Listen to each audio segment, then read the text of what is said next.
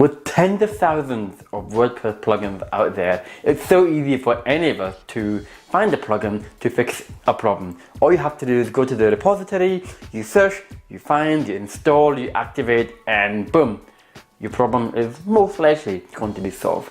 So easy. But there's also another thing you should think about, because you shouldn't always think about installing plugins to fix your problem, because it can actually add to the existing problems that you have. So in this video, I want to talk about why you shouldn't always use plugins to fix your problems, and what you should also consider on top of using the traditional WordPress plugins as well. What's up everyone, I am Ahmed Khalifa, and in this video, let's talk about WordPress plugins, the awesome feature that we all love and use for our WordPress site. It's so cool, it makes our job easier, and instead of having to find someone to kind of create a product or plugin for you, you can get to find it yourself, which can be cheaper as well.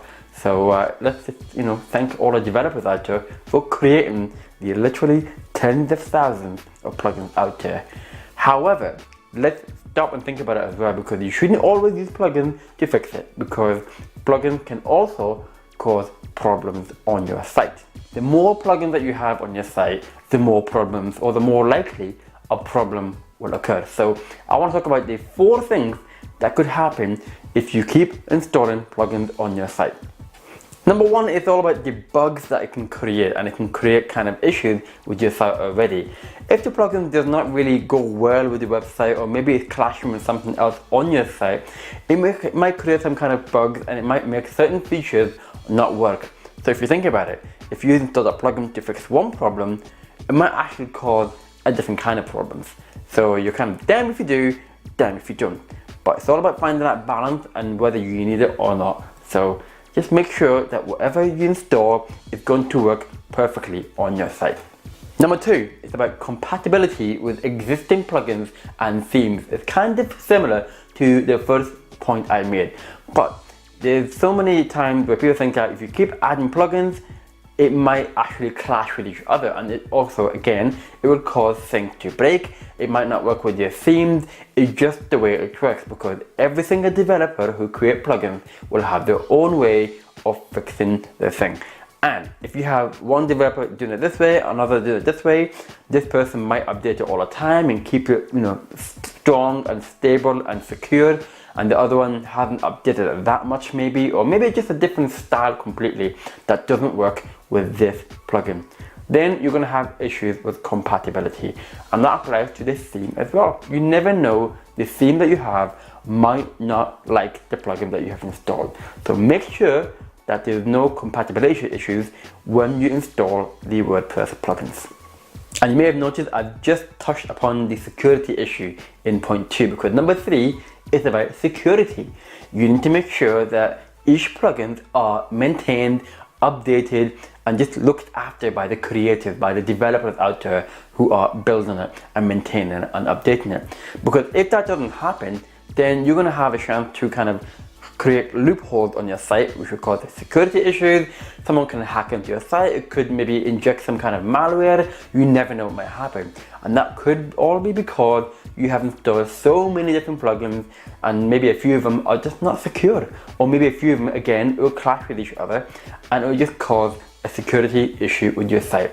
And we all know we don't want that to happen, because it kind of sucks if that happens. So don't make this mistake by adding too many plugins, which makes your website not secure at all.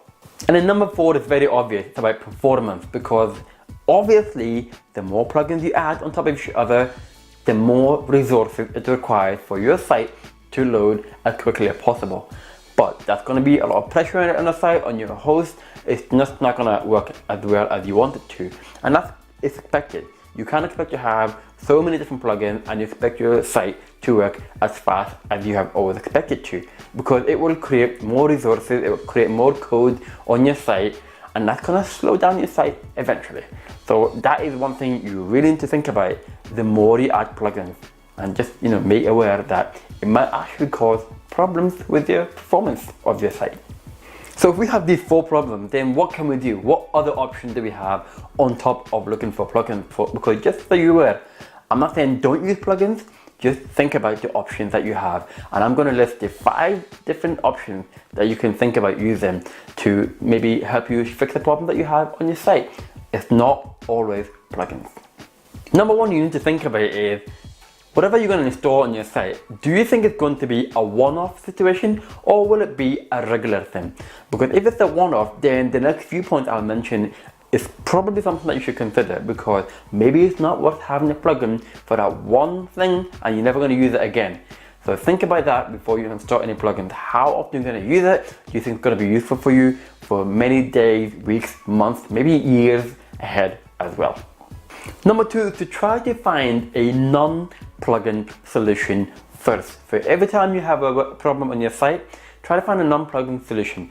Because again, of all these things we've mentioned, compatibility, security, performance, is it worth having it? And sometimes if you look for a non-plugin solution, you might actually find something that will fix the problem so quickly, and that's it, you're done. And even though I said non-plugin solution, you're thinking, what would that be? Well, the next couple of points again will show you a few examples of what you could do instead of installing plugins all the time. Which brings me to number 3. Try to find tools out there that could fix your problems and you don't really need to install the plugins. And there are so many tools out there in the World Wide Web that people have created, and you just go to the website and you either download the software or you can do it right there on the website to fix a problem that you're having. An example would be if you want to compress your images. There are so many websites out there that does that. For example, TinyPNG and Kraken, they both can optimize and compress your images so that it's not bloated, it's not heavy for your site. Of course, there are also plugins that can do that, but maybe you can think about, is it worth having that? Do you need it? Do you need to use it regularly? Or maybe it's just enough to have those external tools and that does the job for you. Number 4 is to maybe think about getting a developer to fix the problem for you. And I'm not talking about to get them to create a product or create a plugin, but it might just be that that developer might just make a few tweaks in the code or maybe add just a line of code, and that will fix the problem for you. You just never know. And if that's something that you're not able to do, then there are plenty of resources out there where you can find high quality, reputable developers out there. My favorite one is called Codable. Codable, they are very strict about who works for them and who will help you with your site. They go through strict interviews and make sure that every single WordPress developer has that high standard that we all demand and expect. And of course, there are also all these other websites that have freelancers on there, and they're totally fine if you can think that they'll be good for you. But Codable is what I recommend, and they might be able to help you, a person there, just make a few tweaks and that solve your problem. No plugin installed, no tool that you need, job done. And then number 5, maybe it's not a solution, but it's a reminder that you always need to be aware of that. If you're not using a plugin, if you don't need it, make sure you not only deactivate it on your site, but you also uninstall it as well. People get confused that if you deactivate it, then it's going to have a lesser burden on your site, maybe less resources required, it should be okay, and you keep it there on your dashboard. But it's actually not true. Even if you have it installed on the dashboard but not activated, it's still taking up resources on your site.